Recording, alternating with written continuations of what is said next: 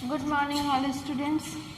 आज हम आप लोग को चाइल्ड हेल्थ नर्सिंग सब्जेक्ट है, उसमें first chapter growth and development of child सब चैप्टर पढ़ा रहे हैं, यानी बालक की वृद्धि एवं विकास। पिछले क्लास में हम आप लोग को बता चुके हैं, ग्रोथ और डेवलपमेंट का डेफिनेशन बता चुके हैं, परिभाषा, और उसके में अंतर क्या है वो भी बता चुके हैं। उसके बाद हमको ये बताना था कि ग्रोथ एंड डेवलपमेंट जो है उसका हमें जानना जरूरी क्यों है। तो इसमें नहीं लिखे हैं, बताते हैं हम आप लोगों को।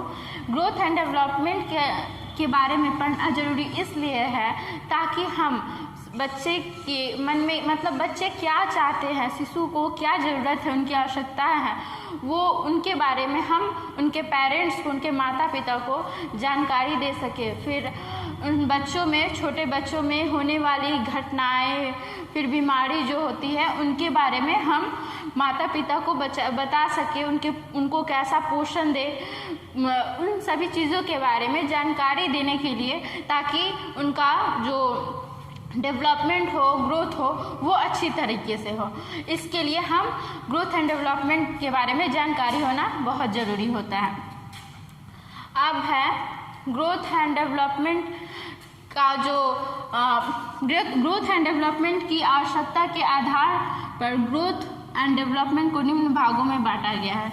ठीक है, तो ग्रोथ और डेवलपमेंट जो है उनकी आवश्यकता के आधार पर ग्रोथ एंड डेवलपमेंट को निम्न भागों में बांटा गया है। पहला है फिजिकल ग्रोथ, यानी भौतिक वृद्धि, फिजिकल ग्रोथ हुआ। फिर इसके से मेंटल डेवलपमेंट, यानी मानसिक विकास।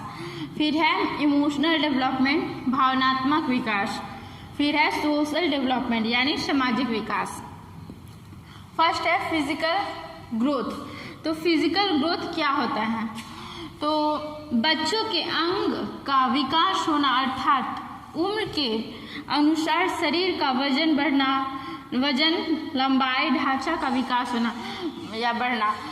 वजन बढ़ेगा। जो छोटे बच्चे जन्म लेते हैं तो उन लोगों का वजन जो धीरे धीरे बढ़ते रहता है उम्र के अनुसार। फिर उनकी लंबाई भी बढ़ने लगती है। उनके बॉडी जो होते हैं, शरीर होते हैं, उनके जो बॉडी का ढांचा जो होता है उनका भी विकास होने लगता है, तो वो कहलाता है आपको फिजिकल ग्रोथ।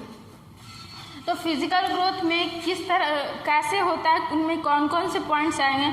तो सबसे पहले वजन। वजन में जब वजन का कैसे देखेंगे, तो जब बच्चा जन्म लेता है तो उनका सामान्य वजन जो होता है वो 2.5 kg होता है से लेके 3 kg तक का होता है। ठीक है, फिर उसके बाद कुछ दिन, यानी लगभग 10 दिन तक उन बच्चों जो शिशु होते हैं, जन्म लिए रहते हैं जो तुरंत, उनका वजन 10 दिन तक घटते रहता है, घट जाता है।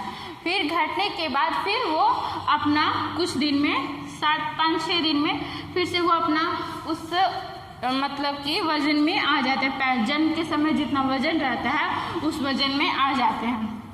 उसके बाद क्या होता है, 6 महीने जब पूरता है, जब 6 महीने के हो जाते हैं बच्चे, तो उनका वजन जो है वो जन्म के समय से 2 गुना हो जाता है। और उसके बाद जब बच्चा 1 साल का होता है तो उनका वजन 7 से 9 kg का होता है। ठीक है, अब है वजन के बाद आया लंबाई। लंबाई में कैसे चेंजेस आते हैं तो उनके बारे में अब हम पढ़ेंगे।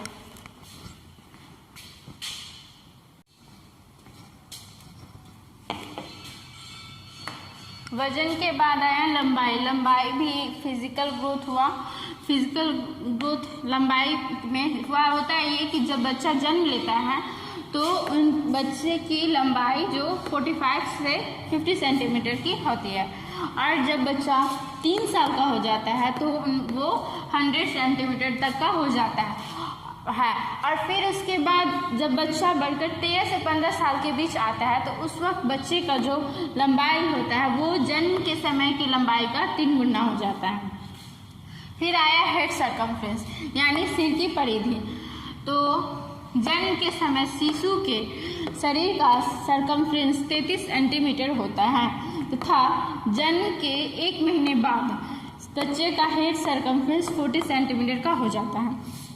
ठीक है, अब आपको ये इसमें नहीं बताया है बट चेस्ट सरकमफ्रेंस भी होता है। चेस्ट सरकमफ्रेंस में यानी छाती हुआ, बच्चे का छाती का जो परिधि हुआ वो मतलब एक बेरल का आकार का होता है, और जब वो बच्चा थोड़ा 1 महीने का हो जाता है तो उसका हेड सरकमफ्रेंस और चेस्ट दोनों का सरकमफ्रेंस जो है वो इक्वल हो जाता है।